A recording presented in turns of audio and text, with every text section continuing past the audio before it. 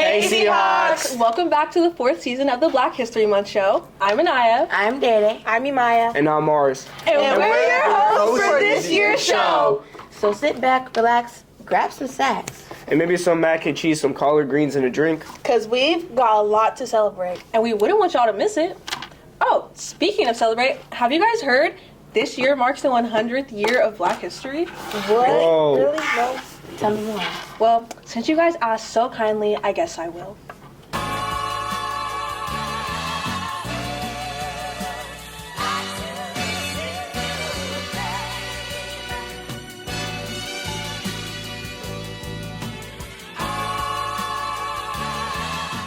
Hey y'all, it's Anaya back with another banger, and I'm here to teach you guys about 100 years of Black history and why it's so important that we celebrate it.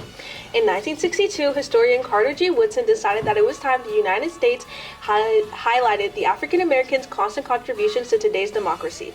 With this decision, the African American community was given a week in the month of February to celebrate their contributions. In 1976, President Ford decided with all the momentum around the community to extend that week, giving us what we now know today as Black History Month.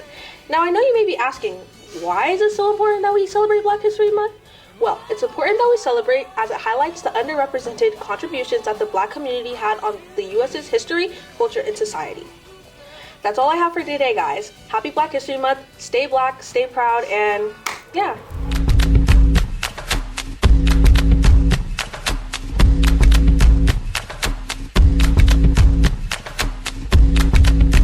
Hello, I'm Imaya, and I'm here doing interviews. I'm here with Brianna Escoda. What grade are you in? I'm a senior. Okay. And I'm gonna ask you a song lyric and you're gonna try to finish it. Okay. I'm sorry, Miss Jackson. Ooh, I am for real. Never meant to make your daughter cry. I apologize, the truth is Yes. Okay. And do you think you could do one more? Yeah. Okay. Who has won the most Grammys of all time? Beyonce. Yes. Okay, that's right. Yes. Thank you. Thank you. Hello. What's your name? Cameron. And what grade are you in? I'm a sophomore. Okay, I'm going to ask you some questions about Black history and R&B. Who was the first African American woman elected into the House of Representatives? Wait, are they known? I think yes. Yes. Kamala Harris. No. It was Shirley Quincy. Okay, last question. Who is one of your favorite Black artists and why? Lotto. Okay, what favorite song? I have a lot, but shout out to me. No, shout out to me. Yeah, shout out to or Georgia Peach. Okay, thank you. Hello, I'm here with. Mr. Sellers. And what's your occupation at this school? Ooh, what do you think it is? I think you're the security. Yes. Okay, he's the security. Okay, I'm gonna ask you a question. Who are 3 people you think had the greatest impact on Black history and why? Malcolm X, Rosa Parks, and of course MLK. Why? Oh my gosh. MLK started a new revolution. Malcolm X, he always just, he was like the culture for the spokesman for colored people. Rosa Parks, I mean, without her, we wouldn't be able to be in the same areas and ride transportations and stuff like that. So, you gotta give a big ups to them. Okay, and how would you say hip hop has shaped storytelling? It was all a dream. I used to read.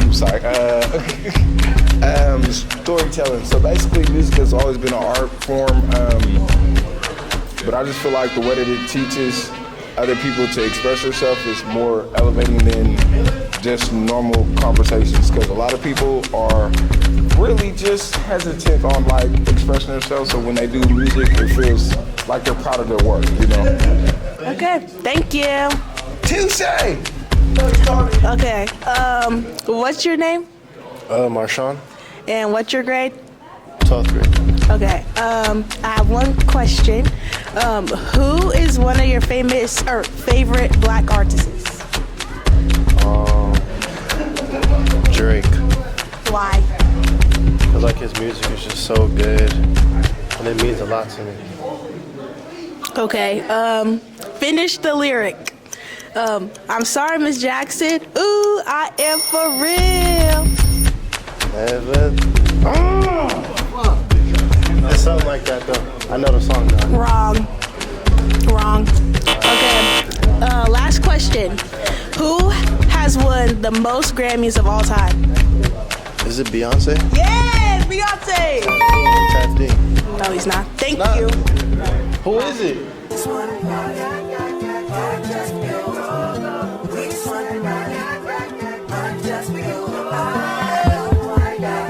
Hey Seahawks! We're coming back to you guys with the main segment. Today we'll be talking about the Black Power movement. The Black Panther Party, led by Fred Hampton, joined forces with the Latino Young Lords organization, led by Jose Chacha Jimenez, and the Young Patriots organization, led by William Preacherman Fresperman, to form the first Rainbow Coalition. After Manuel Ramos, a member of the Young Lords organization, was shot and killed by an off-duty officer, the Black Panther Party and the Young Patriots came together and was a shock to his community. When the Young Lords held a rally in Ramos's honor, they weren't the only organization to show up. Members of the Illinois Black Panther Party and a group called Young Patriots demonstrated their solidarity during a rally in Ramos's honor. These three groups made up the first multiracial alliance in Chicago. It called itself the Rainbow Coalition. These groups lacked access to health care and child care. They experienced mistreatment and abuse at the hands of the police. These groups found common ground in their shared oppression. That's all we have for you guys today, Hawks. Hope you guys learned something informational. Remember to stay black, stay proud, stay safe, and yeah.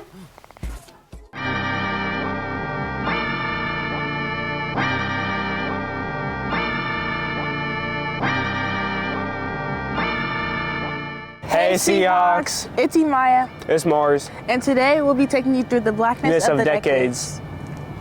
The 2010s were defined by the rise of the BLM movement that began in 2013 following the article of Trayvon Martin's killer and gained a massive traction after events in Ferguson, Baltimore, and Minneapolis. This brought increased attention to police brutality, leading to more focus on criminal justice and accountability of the law.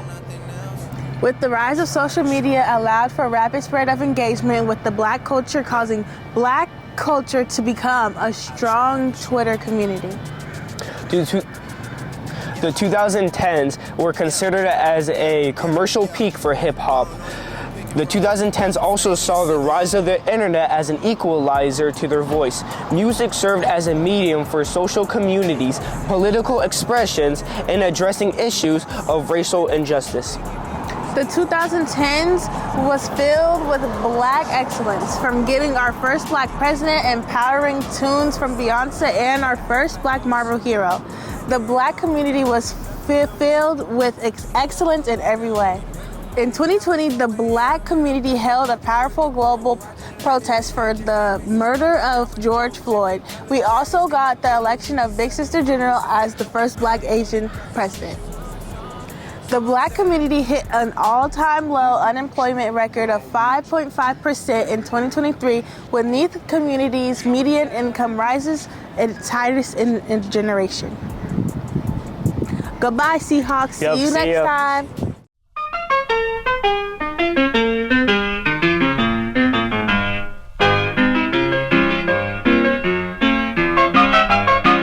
Oh my God. Did you hear about that? transferring my ass to Franklin. Bro, that stuff was so crazy, bro. I hate this, man. Like, actually, Man, dude. bro. Oh my God, what is that? Oh my God. It's the refrigerator truck. Bro, what is that? It just keeps your food cold. The coldest refrigerator truck? Yeah. Could you tell us Big more? Bird. Could you tell us more about it? Yes. Did you know that a black man named Frederick McKinley Jones created the refrigerator truck? His invention eliminated the far less effective use of ice and salt to preserve foods and transport goods. Around 1938, Jones began designing the Thermos Control model automatic truck for refrigeration unit. Grocery stores get frozen food by using these trucks, and concept as has been used to transport blood and other life-saving materials today.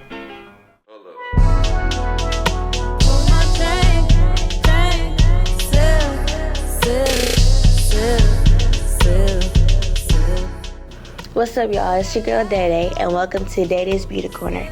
In today's segment, we're going to be talking about hair and makeup and basically the history of it and how it affected the African American community. Starting off with the hair, which is very important to our Black culture. Our hair is not as easy to define as it may seem, as it can come in different textures, colors, and shapes. Even though it's a significant part of our appearance, it's a symbol of survival, resistance, and celebration. In pre-colonial societies, Black hair was seen as a symbol of identity. Braids, twists, dreadlocks all symbolized a personal drive. During the transatlantic slave trade, African Americans were moved from West Africa to modern-day Brazil and throughout the Americas. African women who were rice farmers braided rice seeds into their hair for survival, while Africans also used cornrows and different type of scalp braid designs to create routes to escape from slavery. I bet you wouldn't have thought that Black women have been wearing powder on their faces since the 20th century. Anthony Overton was born in Louisiana while his father was a slave and emancipated by Abraham Lincoln's proclamation. Overton was a part of the Great Migration, escaping the racial violence in the South. He ended up in Chicago, where he established his manufacturing empire. Originally, Anthony manufactured a baking powder company in Kansas. He noticed how well it was selling and thought about ways he could reach more people with his products. He introduced his high brown face powder, followed by the full line of cosmetics geared towards more melanated complexions. Before this point, Black and brown women only had products made for white women to purchase. Today we have brands like Fenty, Juvia's Palace, and Maybelline by Anthony Overton, a lane for Black women in cosmetics over 100 years ago. That's all we have for today, but if you want to learn more about beauty and get yourself cute, come back to my segment of Day Day's Beauty Corner. Bye. Okay, you ready to try again? Yeah. Do you know what to do? Yes, I know what to do. We did this 10 times, so if I do it again and you mess up, I'm not gonna mess up. I know what to do. Okay. You know who you're talking to? Shush. Talking to Big Boy. Shush. All right, Andre. Okay? Right? Yes. Yes. And then you point. No. No. No, I know how to do it. No, babes. No. It's the dun dun dun dun dun. You see her doing the what's it called? The sprinkler. That's not what we're doing. This is not the 80s. This is 90s, babes. We doing this. You're the one, okay? Usher music videos. We ain't doing. Do you know who you're talking to? Anaya Johnson. So, you want to try it again? All right, Andre 3000. No, we doing it. Excuse you? Did I stutter?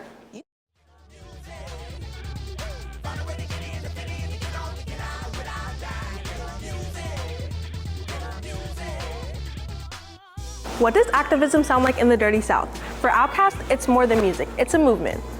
Outkast amplified the Black Southern experience with their music, challenging social norms and confronting systemic inequalities through their conscious lyrics. Their songs fight racism, poverty, police brutality, and intellectual freedom. Take their hit Rosa Parks. It uses metaphor to discuss the need to move beyond 1960s activism to confront modern forms of racism. With albums like Aquemini and Stankonia, Outkast shared stories about life in Atlanta. They weren't afraid to challenge what hip-hop could be, mixing different sounds and styles to create their own. And let's not forget that famous moment at the Source Awards when Andre 3000 declared the South got something to say, that one line that helped put the Southern rap on the map and showed everyone that Atlanta has its own unique voice in hip-hop. What's even more amazing is that Outkast did this while they were still teenagers. Their creativity and courage inspired a whole generation of artists and fans.